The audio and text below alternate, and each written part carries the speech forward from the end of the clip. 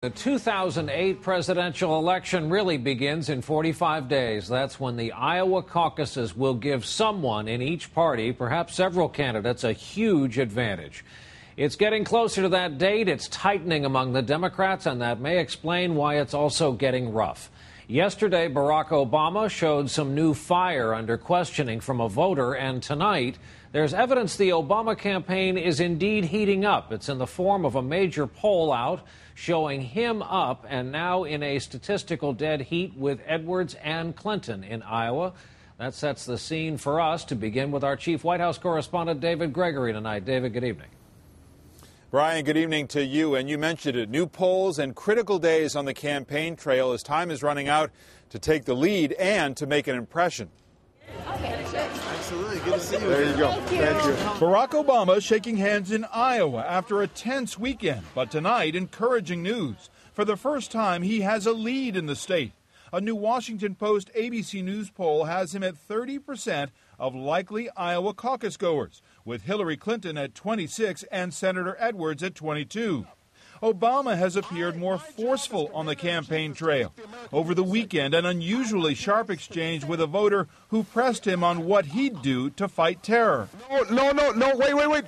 Obama admonishing the woman that Iraq had nothing to do with 9/11.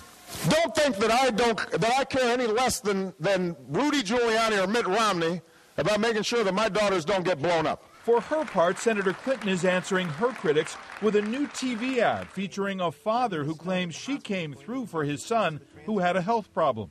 Now her opponents are saying that Hillary can't be trusted. I trusted this woman to save my son's life, and she did. Analysts say this is the high-pressure moment for the Democrats. Somebody has to beat Hillary Clinton in Iowa, and that's contributing to tremendous pressure on these candidates to make something happen now. The Republican field is more unsettled, but under similar strain, and GOP candidates are also targeting Clinton to rally the base.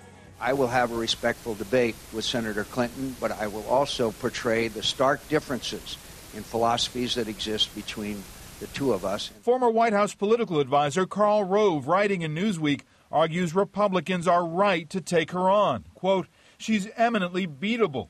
Her contentious history evokes unpleasant memories. She lacks her husband's political gifts and rejects much of the centrism he championed.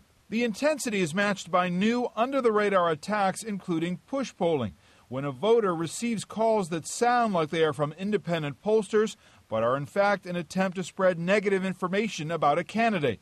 Elizabeth Edwards told MSNBC's Mika Brzezinski a whispering campaign about her health is untrue. That John would not be able to make it to a November election because I would be too sick and he wouldn't be able to. There is no prognosis for me that suggests that I will be anything except exactly how I am today or better. One other note from that Washington Post poll that may be good news for Barack Obama.